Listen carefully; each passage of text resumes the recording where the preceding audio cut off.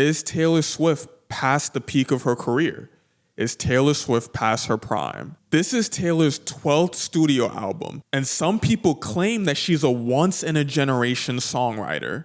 That's how she's risen to the point where this album is projected to sell 3 million first-week copies. You don't accidentally get to a place where you're shattering records in that way. That perception of her abilities is why she's reached a level of financial success that few musicians have ever reached and maybe never will again. But for every great songwriter, at some point in their career, there will be a conflict between their ability to push themselves creatively and to see enormous commercial success for your music. Last week on the podcast, we got to speak about Doja Cat dealing with this same problem, with her new album V sacrificing some of that potential commercial success for more creative fulfillment. And in prophesized fashion, we're seeing that album is not doing as well commercially. But for the people who are enjoying it, they are loving the music that they're hearing. For Taylor Swift, whose music has been largely rooted in her failed relationships, she's now potentially the happiest she's ever been,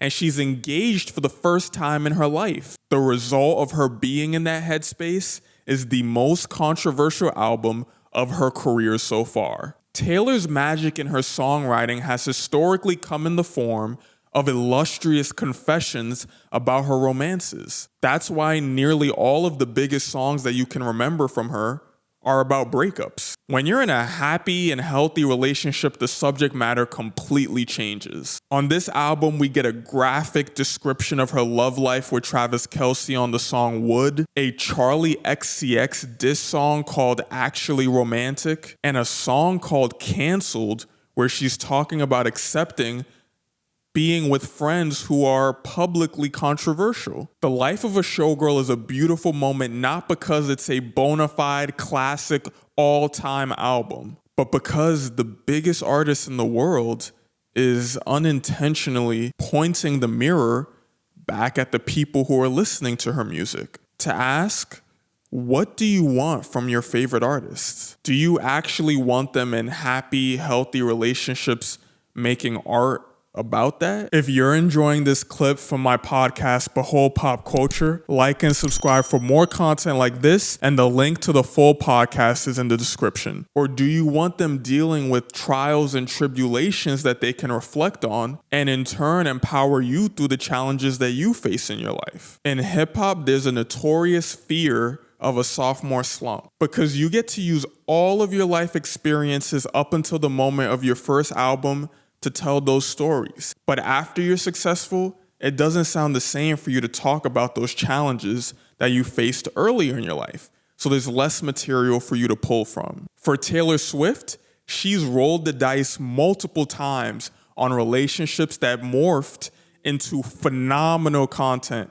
for her to write about, with the Swifties being able to point you to exactly which relationship each album is rooted in. When Travis Kelce isn't as riveting of a muse to write about, there's less content for Taylor to pull from. So what we get are the most interesting moments on the album being when she actually reflects on what life is like in the limelight, being a showgirl, talking about how Hollywood can turn the lights off on you at any moment. Sabrina Carpenter coming on the album as the only feature, and in her verse saying that showgirls will always end up being left for dead. Yet the irony is profound, because with the currently extremely mixed reception that the album is getting even from Swifties themselves, Taylor might be in the final act of her time as the biggest showgirl in the world. How much longer do we have where Taylor Swift will be this omnipotent pop culture icon? When you go to the same job or talk to the same people every single day, it can be easy for you to become a self-reflecting shell of yourself. You can be trapped by other people's perception of you. Bob is a hard worker who enjoys sushi for lunch. Jessica is an intelligent, eloquent speaker who enjoys leading meetings. But behind the curtain, you have other hobbies, interests, and relationships that may never be reflected to the people around you. When you start to bring your full self into these spaces, it can be daunting because you don't know how people will receive seeing this whole new version of you, especially when they've only seen one side for a long period of time. Taylor is falling into the wrong end of that experience, as she might be locked into that hopeless romantic failed relationship space for how people perceive her, the type of music that people want to hear. And that's the life of a showgirl.